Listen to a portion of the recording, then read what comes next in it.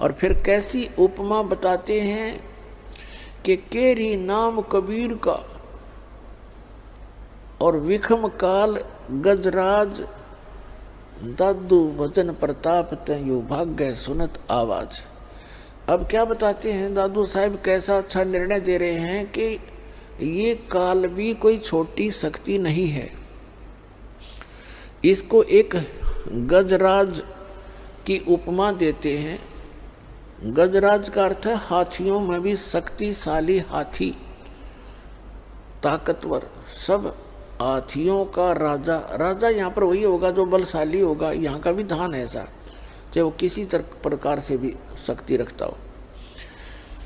तो क्या बताया कि केरी नाम कबीर का और विषम काल गजराज और दादू भजन प्रताप तय वो भाग्य सुनत आवाज।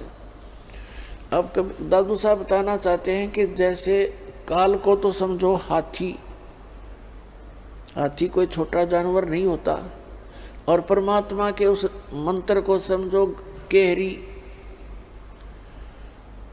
परमात्मा कबीर जी की तुलना की है, तो कबीर साहब को समझो एक केहरी यानी बब्बर शेर। पैर देखो, हाथी बहुत बलशाली होता है आम प्राणियों में, लेकिन शेर के सामने वो लीद कर देता है। जब वो दहाड़ मारता है तो आसपास अगर हाथी होगा तो एकदम लीद कर जाएगा और भागने की चेष्टा करेगा, यहाँ से दूर निकल जाओ।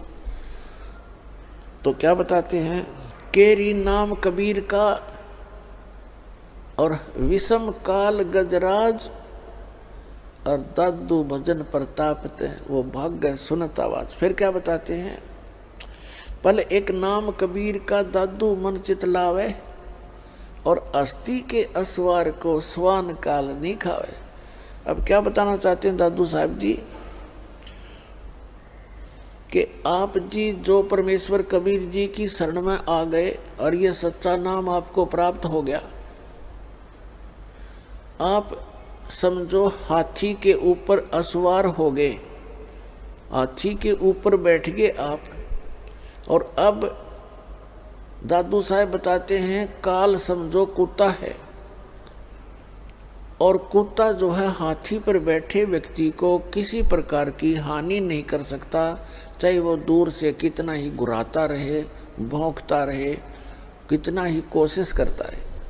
यानी उसकी रीत से आप इतने बाहर हो गए, उसकी रेंज से इतने आउट हो गए कि आपको वो काल रूपी कुत्ता हाथी पर यानी कबीर परमात्मा की शरण में विराजमान उस हंस आत्मा का कुछ भी नहीं बिगाड़ सकता, उसकी हानि नहीं कर सकता।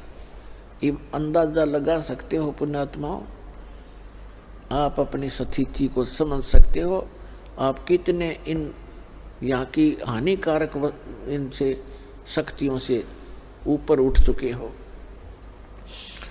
क्या बताते हैं, पल एक नाम कबीर का दादू मन चित लावे, हाथी के असवार को ये स्वान काल नहीं खावे।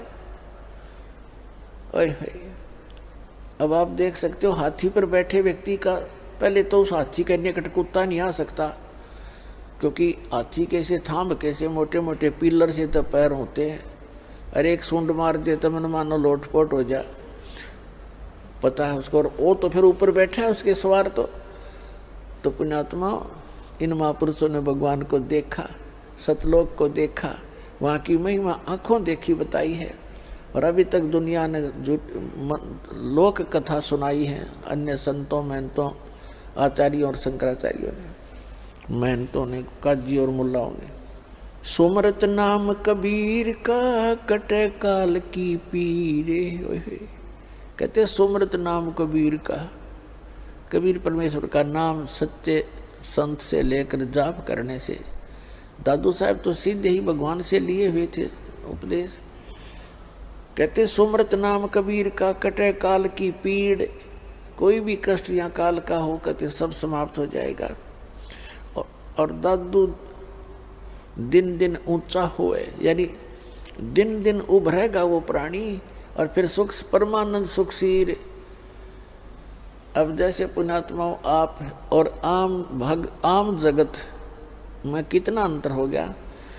आपने शराब त्याग दी, हुक्का बीड़ी तंबाकू सेवन करना बंद कर दिया, मांस खाना बंद कर दिया, चोरी ठगी जारी झूठ कपट ये बंद कर दिए। एक तो आपके पाप स्टॉप हो गए और दूसरे आप भक्ति स्टार्ट कर दी, भक्ति करने लगे।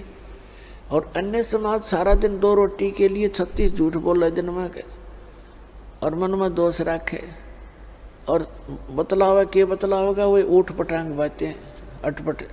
और आप चर्चा करोगे मालिक की, कभी वाणी पढ़ोगे, कभी सुनोगे, कभी मंत्र कर रहे हो, कभी रमैनी कर रहे हो, कभी सुबह की नित नियम कर रहे हो, कभी शाम की आरती का समय हो गया, किसी से चर्चा करते हो तो भी भगवान की चर्चा करते हो। और आपका तो देखो आप कैसे होगे। अब आप यहाँ थे पहले, हम जगत के साथ थे, अब हम ऊंचे होते जा रहे हैं और जगत नीचे को जा रहा है, उनके पुण्य क्षीण हो रहे हैं। तो यहाँ से हम चलते हैं तो उनका और हमारा डबल डिफरेंस हो गया। आप ऊपर चढ़ते जा रहे, वो नीचे को जा रहे।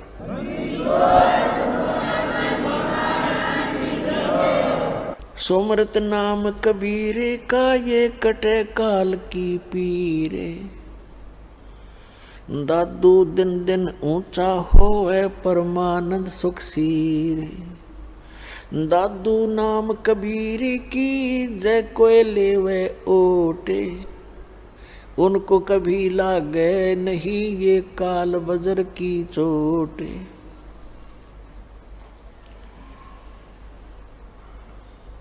और संत सब कूप हैं, और संत सब कूप हैं और कहते जरीता नीरे। दादू अगम अपार है ये दरिया सत्य कबीरे।